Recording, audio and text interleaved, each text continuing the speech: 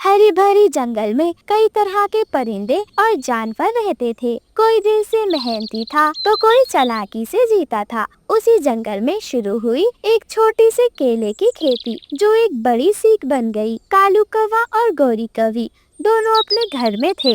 कालू कौवा आराम से सो रहा था।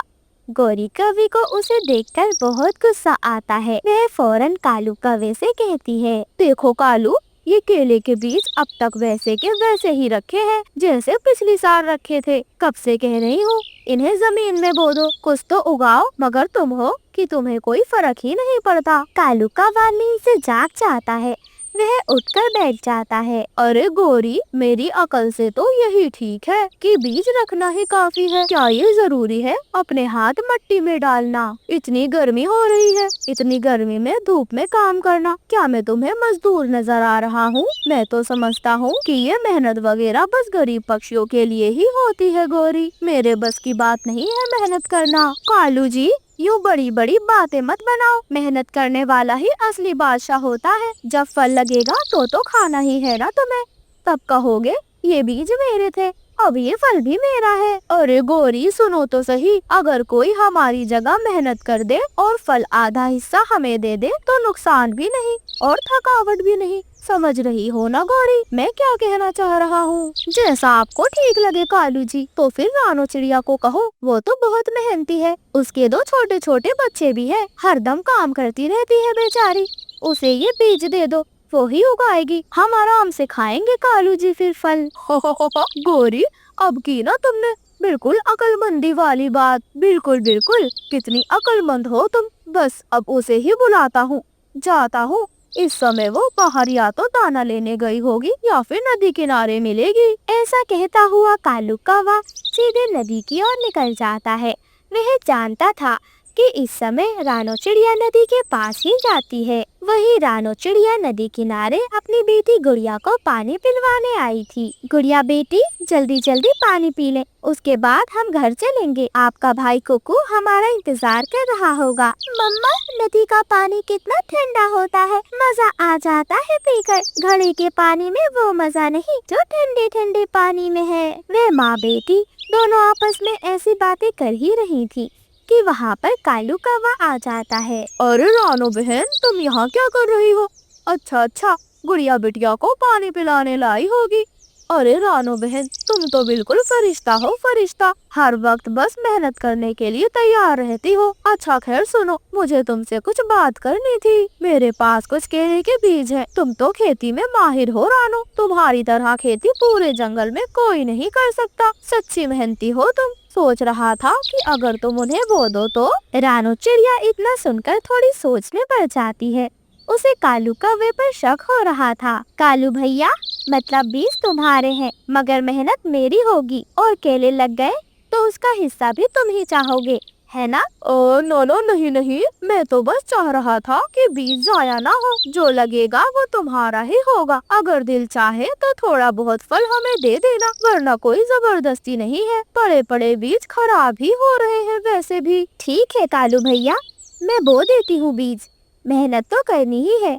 वैसे भी अपने बच्चों को सिखाना भी तो है ना कि रोजी रोटी मेहनत से ही मिलती है। ठीक है रानो, फिर मैं कल खेतों के पास मिलता हूँ, वही तुम्हें बीज लाकर दे दूंगा और तुम बो देना। ऐसा कहकर कालू कौवा वहाँ से चला जाता है। अगले दिन सुबह सवेरे कालू कौवा रानो चिड़िया के खेतों में जाता है और उसे वह बीज दे देता है। रानो चिड़िया अपनी बेटी गुड़िया के साथ मिलकर उन बीजों को बोने लग जाती है। गुड़िया बेटी, पानी लाओ, और कुकू तुम जरा छाव करो यहाँ, आज से हमारी मेहनत शुरू हो जाती है। मम्मा, मैं हर दिन आपके साथ खेतों में आऊंगी। जब आप थक जाओगी तो मैं केले के पेड़ों को संभालूंगी। हाँ मम्मा, और मैं भी हर रोज आया करूँगा आप खेतों में। मैं खेतों से सारे कांटे निकाल दूंगा, कोई नुकसान नहीं होगा हमारी फसल को मम्मा। हाँ मेरे बच्चों, मेहनत करने वालों की दुआ कभी खाली नहीं जाती। हम सब मिलकर मेहनत करेंगे और जो भी फल मिलेगा वो हमारी ईमानदारी की कमाई होगा। ऐसे ही रानो चिड़िया अपने दोनों बच्चों के साथ मिलकर अपने खेतों में खूब मेहनत करती। बीज लग चुके थे। धीरे धीरे कुछ समय बीत जाता है। देखते ही देखते केले के पेड़ अब हरे भरे हो गए थे। फल भी लग चुके थे। रानो चिड़िया और उसके बच्चे बहुत ज्यादा खुश थे। तभी कालू कौवा अपनी चाल चलता है। कालू कौवा एक पेड़ पर बैठा हुआ अपनी पत्नी गोरी को वह खेत दिखाता है। गोरी, देख रही हो फसल कैसे लहरा रही है हवा में। अब वक्त आ गया है गोरी, राजा के पास जाने का। बोलूंगा रानो ने मेरे बीज चुराए हैं, मेहनत की और मुझे हिस्सा भी नहीं दे रही। फिर देखना तुम क्या होता है इस रानो का। कालू जी, ये तो बहुत अच्छा सोचा। अगर छोटी चिड़िया से हम बात करेंगे वो थोड़ी ना मान जाएगी। क्या बात है कालू, अब देखना तुम राजा जी कैसे रानो को डांटता है। और फिर रानो क्या, रानो के फरिश्ते भी देंगे हमें आधा हिस्सा। और फिर कालू कौवा और गोरी कवि दोनों मिलकर राजा शेर सिंह के पास चले जाते हैं। वह दोनों राजा शेर सिंह से झूठी झूठी बात लगाते हैं। शेर सिंह को गुस्सा आ जाता है और वह रानो को अपने पास बुलाता है। रानो जब वहाँ आती है तो शेर सिंह उससे कहता है, रानो, क्या ये सच है कि तुमने कालू के बीजों से खेती की और अब उन्हें हिस्सा भी नहीं दे रही हो? महाराज, ये तो सच है कि बीज जरूर कालू के थे, पर खेत मैंने जोता है, पानी मैंने डाला है, धूप मैंने सही है और मेरे बच्चों ने मेरा साथ दिया है। अब अगर कोई मेहनत ना करे और बिना कुछ किए हिस्सा मांगे तो क्या ये इंसाफ होगा? बात तो तुम्हारी भी सही है, लेकिन बीज भी किसी की मेहनत से ही आते हैं। न्याय यही कहता है कि फसल का आधा हिस्सा कालू को मिलना चाहिए। जो हुकुम महाराज, मगर मेरे बच्चों को ये सीख जरूर दूंगी कि मेहनत करने वाले को ही असली फल और सफलता मिलती है और मेहनत करने वाला ही फल का असली हकदार होता है। जब मिठू तोते को इस बात का पता चलता है, वह फौरन उड़ता हुआ राजा के पास जाता है। महाराज, हमने खुद सुना था कालू कह रहा था वो रानो की फसल को हड़प लेगा। उसने चाल चली है महाराज और हम सबको बेवकूफ बनाया है। उसने आपको भी बेवकूफ बना दिया, झूठ बोला है उसने। हाँ महाराज, जब रानो अपने खेतों में पसीना बहा रही थी तब कालू तो आराम से पेड़ पर बैठा हुआ मजे ले रहा था। असली हक तो उस खेत पर रानो का ही है। अगर ये सच है तो जाओ, जाकर कालू और गोरी को यहाँ लेकर आओ, मैं उन्हें सबक सिखाऊंगा। और फिर कालू और गोरी दोनों शेर सिंह के पास पेश किए जाते हैं। कालू, गोरी, जंगल में धोखा बर्दाश्त नहीं होता। अब अगले 3 महीने तुम हर रोज जंगल की सफाई करोगे और सभी पक्षियों की सेवा भी करोगे। यही तुम्हारी असली सजा है। कालू कौवा सर झुकाकर राजा से माफी मांगता है। महाराज, माफी चाहता हूँ मैं लालच में अंधा हो गया था। अब से मेहनत की इज्जत करूँगा मैं। तभी रानो चिड़िया कहती है, जो कुछ भी हुआ उससे ये जरूर साबित हुआ है कि मेहनत की इज्जत हर जगह होती है, चाहे वो इंसान हो या फिर एक परिंदा। रानो चिड़िया को उसका हक मिल जाता है और कालू और गोरी को उसके किए की सजा। इस कहानी से हमें सीख मिलती है कि मेहनत करने वाला कभी नहीं हारता और जो बिना मेहनत के फल चाहता है उसे सजा जरूर मिलती है। सुनहरी किरणें अभी अभी जंगल के ऊपर फैली थी। चारों ओर हरियाली थी, लेकिन खेतों में सबसे सुंदर नजारा रानो चिड़िया के खेत का था। रानो चिड़िया के खेत में लाल लाल टमाटरों की टहनियाँ झुकी हुई थी। रानो चिड़िया अपने छोटे छोटे परों से पूरी मेहनत करने में लगी हुई थी। वह अपने हर पौधे से बात कर रही थी, जैसे वो इसकी खेती का हिस्सा नहीं, उसके ही बच्चे हों। वहीं दूसरी तरफ कालू कौवा अपनी टूटी हुई टहनी पर आराम से बैठा हुआ था। कालू कौवा नींद में था। उसके पर में आधा समोसा था जो शायद उसने आधा खा लिया था। तभी गौरी कवि उसे आवाज देती है, कालू, ओ सोने के राजा, जरा देख तो सामने रानो कितनी मेहनत कर रही है। अरे सूरज चढ़ाया है और तू अब तक औंधे मुंह पड़ा है। कुछ शर्म कर कालू। मेहनत तो गरीबों का शौक है गौरी, अमीर तो अकल से खेलते हैं। और फिर गौरी, खुद को रानो की तरह तपाकर धूप में क्या ही मिलेगा? चंद टमाटर और बहुत सारी थकान। नाना गौरी, मुझसे ना हो पाएगा ये सब। कालू, जब घर में चूल्हा नहीं जलेगा ना, तब अकल भी टमाटर की तरह सड़ जाएगी। कालू, अब उठ भी जा, कुछ तो कर ले कालू। लेकिन आलसी कालू कौवे पर कोई भी असर नहीं पड़ा। वो तो आराम से और अच्छे से लेट गया और सो गया। शाम हो जाती है, लेकिन रानो चिड़िया दिन रात एक कर अपने खेतों में काम करती रहती है। धूप हो या बारिश, सर्दी हो या आंधी, वो हर मौसम में अपने टमाटर के पौधों की देखभाल में लगी रहती। कभी फफूंद से बचाने के लिए उनमें दवाई छिड़कती, तो कभी सूखी मिट्टी में वह पानी देती, और ये सब करते करते वे अपने पेड़ों से बातें भी किया करती। ऐसे ही एक दिन रानो चिड़िया अपने खेतों में काम कर रही थी। तभी कालू कौवा उसके पास आ जाता है। कालू कौवा उससे चिकनी चुपड़ी बातें करने लगता है। अरे रानो बहन, सच कहूँ तो तुम्हारी मेहनत को सलाम है। इस उम्र में भी इतनी फुर्ती देखकर मैं तो तंग ही रह जाता हूँ। ऐसा लगता है जैसे तुम्हारे पंखों में कोई जादू हो। कैसे कर लेती हो? कालू भैया, मेहनत करने के अलावा और कोई चारा नहीं है। जो बीज बोते हैं वही काटते हैं। मैं तो बस अपने बच्चों के लिए अच्छा भविष्य बनाना चाहती हूँ। टमाटर अच्छे हो जाएं तो उनकी पढ़ाई का अच्छा इंतजाम कर पाऊंगी कालू भैया। रानो बहन, मेहनत तो ठीक है, पर थोड़ा आराम करना भी तो जरूरी है। कहीं ऐसा ना हो कि अपने खेतों को सींचते सींचते तुम खुद को ही मुरझा लो। एक काम करो, थोड़ी देर बैठ जाओ, मैं तुम्हारे खेतों की रखवाली कर लेता हूँ। बेचारी रानो चिड़िया को कालू कौवे की होशियारी समझ में नहीं आती। वो सोचती है कि मुझे प्यास तो लग ही रही है, क्यों ना मैं पानी पीने चली जाऊं। शायद कालू कौवा उसकी मदद करना चाहता है, इसमें बुरा क्यों ही मानूं। और ऐसे ही रानो चिड़िया पानी पीने चली जाती है। जैसे ही रानो चिड़िया अपने खेतों से थोड़ी दूर निकलती है, कालू कौवा फटाफट से टोकरी लाता है और पके पके सारे टमाटर तोड़ लेता है और पूरी टोकरी टमाटर से भर लेता है। टमाटर से भरी टोकरी लेकर कालू कौवा वहाँ से खिसक लेता है। जब रानो चिड़िया पानी पीकर खेतों की ओर वापस आती है, तो वो देखती है कि उसके खेतों से पके पके टमाटर गायब लगते हैं।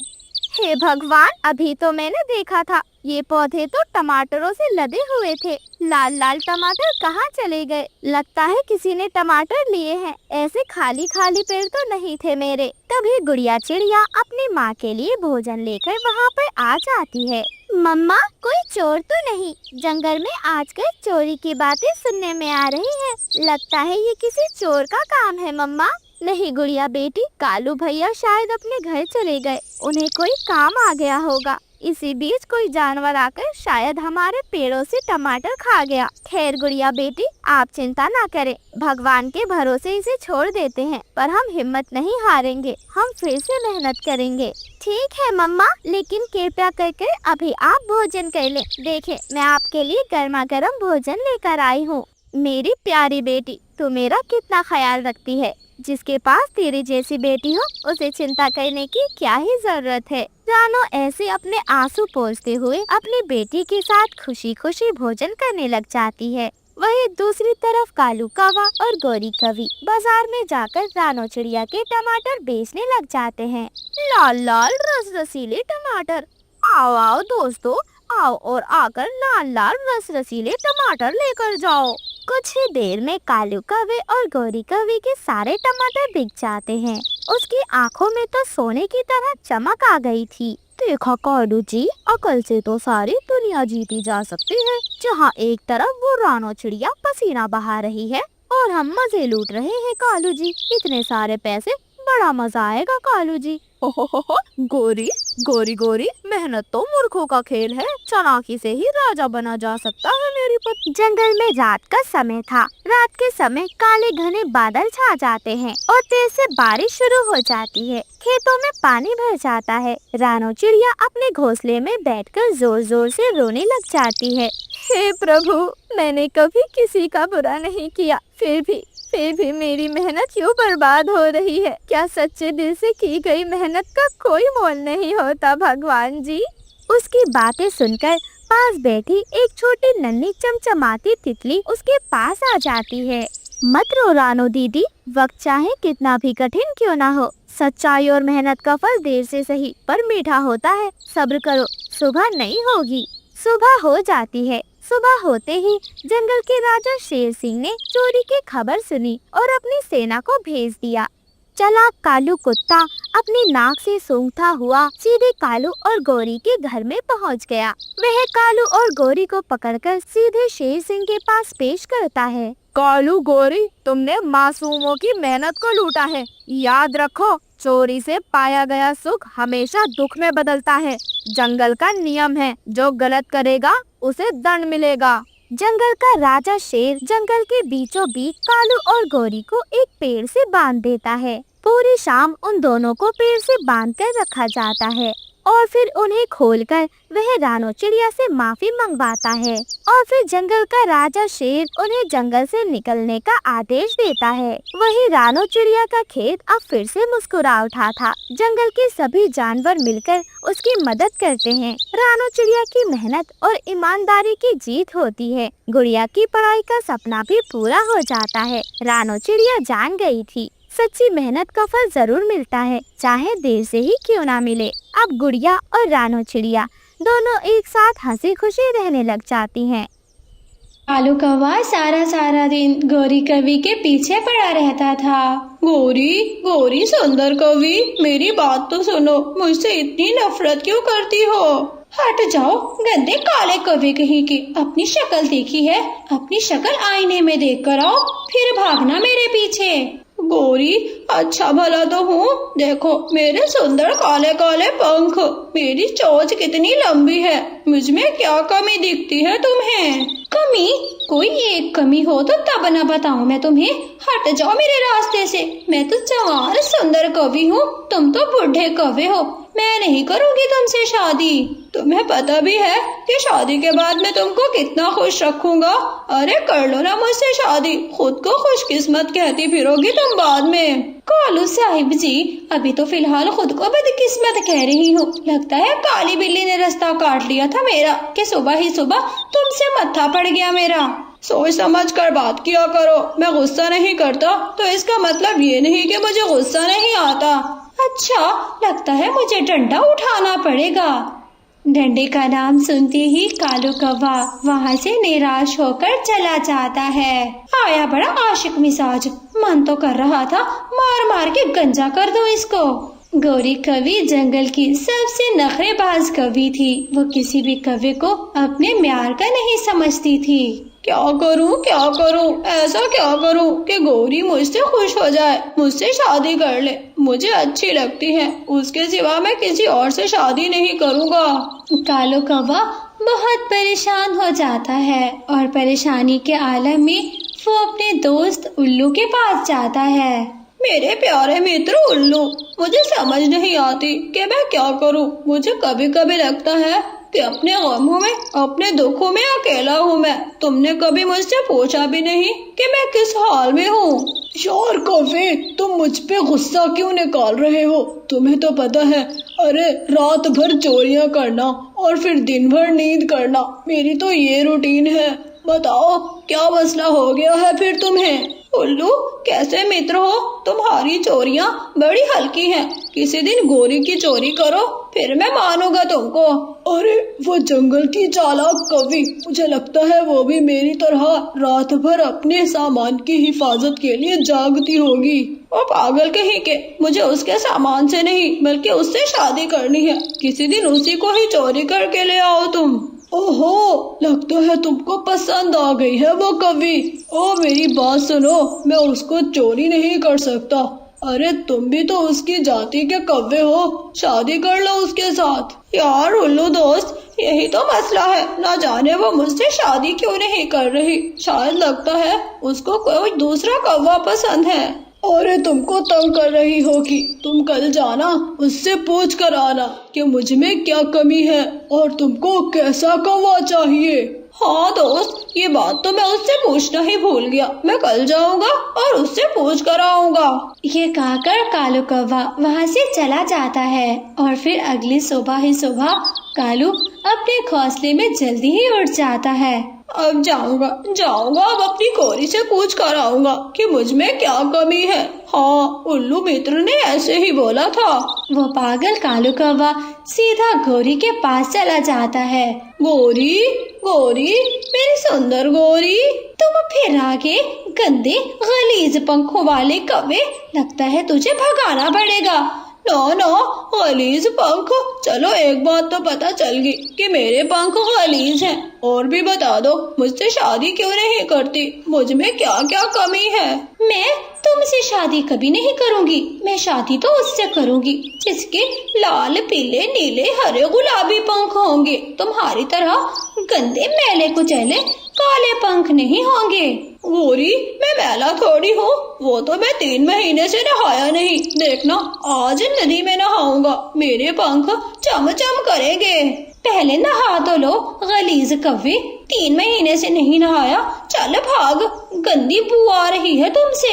सुंदर कवि, जब अगली बार आऊंगा तो शादी की तारीख के लिए आऊंगा। मुझे पता चल गया कि मुझ में क्या कमी है। एक तो मैं गलीज हूँ, दूसरा लाल पीले नीले गुलाबी पंख नहीं है मेरे। शादी पक्की समझो तुम। चल भाग, तुझसे शादी करती है मेरी चूती। भालू कौवा वहाँ से खुशी खुशी चला जाता है और वो सीधा अपने दोस्त उल्लू के पास जाता है। उल्लू, मेरे सुंदर मित्र, तुम्हारा प्लान काम कर गया। हो गया तुम्हारा प्लान कामयाब। अरे दोस्त कौवे, इतना खुशी में इतराते हुए क्यों आ रहे हो? बताओ तो सही।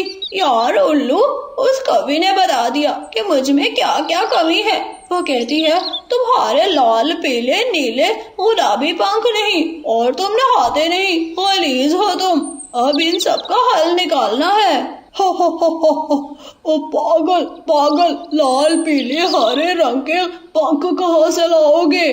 पहले तो पंख ढूंढो तुम। अरे पंख ढूंढ लूंगा, किसी न किसी पक्षी से मांग लूंगा, और फिर पता है क्या करूंगा? उन पंखों को मैं ग्लू से या गम से लगा लूंगा और फिर बन जाऊंगा सुंदर कौवा। अरे वाह, तुम तो एकदम ज़हीन निकले हो। जाओ फिर पंख लो दूसरे पक्षियों से और फिर मजे करो। गोरी से शादी करके अपने मित्र को ना भूल जाना। हाँ हाँ, तुम जाओ जाओ, तुम्हारा दोस्त कालू अब हीरो बनने के लिए तैयार होगा। फिर कालू कौवा सबसे पहले नदी पर जाता है। ये मेरी लास्ट लुक है, उसके बाद लुक चेंज कर दूंगा अपनी। ऐसा करता हूँ, पहले नहा लेता हूँ। कालू कौवा जैसे ही नदी में अपने पैर रखता है, पानी ठंडा, इतना ठंडा पानी, हाय मैं तो कभी न नहाऊं। ना ना, मैं नहीं नहाने वाला। ऐसा बोलकर कालू कौवा वहाँ से चला जाता है और फिर कालू कौवे को एक जगह पे मुर्गा दिखाई देता है। मुर्गे, सुंदर मुर्गे, क्या तुम मेरी बात मानोगे? हाँ हाँ, जल्दी बोलो, मेरी मुर्गी मुझे बुला रही है और मुझे जल्दी जाना है। मेरे सुंदर मुर्गे, क्या तुम मुझे अपने 2-4 पंख दे दोगे? तुम्हारे पंख लगाकर मैं सुंदर बन जाऊंगा, फिर मेरी सुंदर कवि मुझसे शादी कर लेगी। तो इसका मतलब तुम अभी तक कुंवारे हो, शादी के लिए फिर रहे हो? हाँ हाँ, मगर मेरे पंख तुमको सुंदर नहीं बना सकते। अरे मैं बन जाऊंगा, तुम पंख तो दो। ये बात सुनकर मुर्गा समझ जाता है कि कालू कौवा एकदम पागल है। अच्छा, तुम भी ऐसा करो, मेरे लिए मकई का भुट्टा ले आओ। मकई का भुट्टा खाकर अपने पंख फड़फड़ाऊंगा और फिर तुमको पंख दे दूंगा। हाँ ठीक है, अभी लेकर आता हूँ मकई का भुट्टा। इसी जगह पर रहना, कहीं जाना नहीं। कालू कौवा वहाँ से सीधा मकई का भुट्टा लेने के लिए चला जाता है। वो इंसानों की बस्ती में जाता है। हाँ, किसान का खेत देखो, मकई के भुट्टों से भरा हुआ है। एक भुट्टा चोरी कर लेता हूँ मैं। कालू कौवा किसान के खेत में जाता है। एक भुट्टा पहले खुद खा लूं, दूसरा भुट्टा मुर्गे के लिए लेकर जाऊंगा। कालू पेट भरकर मकई का भुट्टा खाता है और फिर एक मकई का भुट्टा तोड़कर वो उड़ने ही वाला था कि पीछे किसान आ जाता है। किसान किसान, भागना होगा मुझे। कालू कौवा बहुत तेज उड़ता है, मगर वो किसान उसकी जान नहीं छोड़ता। किसान भागने लगता है। फिर किसान अपना डंडा जोर से ऊपर की ओर फेंकता है। कालू कौवा उस डंडे से बाल बाल बचकर वहाँ से निकल जाता है। बच गया, आज तो बच गया। अगर आज ना बचता तो मारा जाता। डोली चढ़ने से पहले अपनी चीता ही जलवा बैठता मैं। कालू कौवा वहाँ से जाता है और फिर सीधा मुर्गे को जाकर वो मकई का भुट्टा दे देता है। लो मुर्गे जी, मकई का भुट्टा लो। अब मकई का भुट्टा खाने के बाद मुझे जल्दी से अपने पंख दे दो। वो मुर्गा बहुत मजे से मकई का भुट्टा खाता है। और मैंने मकई का भुट्टा खा लिया है और फिर मैं आपको अपने पंख दे देता हूँ। फिर मुर्गा अपने 3 पंख कालू कौवे को दे देता है। मुर्गे जी, तुम्हारा बहुत बहुत शुक्रिया। अब मैं तुम्हारी तरह सुंदर बनूंगा। जाइए जाइए और भाभी को पटाइए। खुशी खुशी पंख लेकर कालू कौवा वहाँ से चला जाता है। कालू कौवा बहुत खुश था। अपने घोंसले में बैठकर वो कुछ बातें करता है। कल जाऊंगा चिड़िया के पास, पीले पंख उसके लूंगा। फिर जाऊंगा तोते के पास, हरे पंख उसके लूंगा। बस हो गया मेरा काम। बड़े मजे मजे से मैं सुंदर कौवा बन जाऊंगा। फिर गोरी मेरी आशिक बन जाएगी। हो, कितना मजा आएगा। फिर सुबह हो जाती है और फिर सुबह ही सुबह कालू कौवा अपने दोस्त मिट्ठू तोते के पास जाता है। तोते, मेरे सुंदर भाई तोते। कौवे, बताओ किस काम से आए हो? लगता है फिर कोई काम पड़ गया तुम्हें। हाँ मेरे प्यारे दोस्त तोते, वो ये कहने आया था कि तुम कितने सुंदर हो। मुझे पता है इस बात का, दूसरी बात बोलो। यार तो एक काम है तुमसे। हाँ, काम की तरफ आओ। सब जानता हूँ, फजूल के मक्खन ना लगाया करो। यार तोते, क्या तुम मुझे अपने पंख दे दोगे? हाँ दे दूंगा, मगर एक शर्त पर दूंगा। हाँ बताओ शर्त। वो क्या है ना कि मेरी शादी नहीं हो रही थी। मैं जिस कवि से प्यार करता हूँ वो कहती है तुम्हारे पंख लाल पीले नीले गुलाबी होने चाहिए। तो फिर ठीक है, मैं तुमको पंख दे दूंगा, मगर उसके बदले में तुमको मेरे घर की सफाई करनी होगी। तोते का घर तो बहुत गंदा हो रहा था। कालू कौवा झाड़ू उठाता है और फिर अच्छे से तोते के घर की सफाई करता है। हो गई सफाई। यार तोते, तुम्हारा घर तो चम चम चम कर रहा है। हाँ वाकई में, तुम तो बहुत अच्छी सफाई कर लेते हो। लो ये पंख ले जाओ और फिर हमारी भाभी को घर ले आओ। ऐसा बोलकर तोता उसको अपने पंख देता है। यार दोस्त, तुम्हारा बहुत बहुत शुक्रिया। ये एहसान कभी नहीं भुला पाऊंगा। कालू कौवा वो पंख लेकर वहाँ से चला जाता है। मुर्गे के पंख हो गए और फिर ये वाले तोते के हो गए। अब जाता हूँ चिड़िया के पास, चिड़िया भी अपने पंख दे देगी। फिर कालू कौवा चिड़िया के पास जाता है। चिड़िया, मेरी सुंदर बहन चिड़िया, तुम कितनी अच्छी और दयालु हो। कभी भैया, लगता है आपका कोई काम पड़ गया है, आप अपना काम बताइए। चिड़िया बहन, वो मुझे तुम्हारे कुछ 3 से 4 पंख चाहिए थे, अपने पंख दे दो। कभी भैया, क्या मैं पूछ सकती हूँ कि आपने पंखों का क्या करना है? हाँ चिड़िया, वो है ना दूसरे जंगल वाली गोरी कवि, मैं उससे बहुत प्यार करता हूँ, उससे शादी करना चाहता हूँ। वो कहती है कि अपने पंख दे। वो कहती है कि तुम्हारे पंख लाल पीले नीले गुलाबी जब तक नहीं बनेंगे तब तक शादी नहीं करूँगी। कभी भैया, वो कवि बहाना बना रही है। अगर उसको शादी करनी होगी तो वो अच्छी तरह समझ जाएगी कि कौवों की जात काली होती है और पंख भी काले, वो भी तो काले पंखों वाली कवि होगी। चिड़िया, अगर उसको मेरे से सुंदर और जवान कौवा मिल गया, मैं फांसी ले लूंगा, क्योंकि मैं शादी उसी से ही करूंगा। हट जाओ कवि, तुमने तो दिमाग अपना बेच कर खा लिया है, पर मेरा इतना दिमाग नहीं कि तुमको समझाती फिरूं। हटो मेरे रास्ते से। ये कहकर रानो वहाँ से चली जाती है और फिर कालू कौवा बहुत उदास हो जाता है। चलो कोई नहीं, थोड़ा सा रंग ले लूंगा, अपने पंखों पे रंग लगा लूंगा पीले कलर का। फिर कालू कौवा सीधा चाचा कबूतर की दुकान पर जाता है। कबूतर चाचा, क्या तुमसे गम मिल जाएगी? हाँ, मुझसे गम तो मिल जाएगी, पर ये भी बता दो कि तुमने गम का करना क्या है। मुझे ये बताओ, कोई तुमसे सौदा लेकर जाए, तुम पहले ये पूछते हो कि सौदे का क्या करना है? नहीं नहीं, ये पूछना मेरी जिम्मेदारी नहीं है। चलो ठीक है, गम ले जाओ और पूरे 200 रुपए की गम है ये। 200 रुपए? तुमने तो अपना रेट भी साथ में लगा दिया। मैं तुम्हें नहीं लेकर जा रहा, बल्कि तुम्हारी दुकान में से गम लेकर जा रहा हूँ। ये लो 100 रुपए।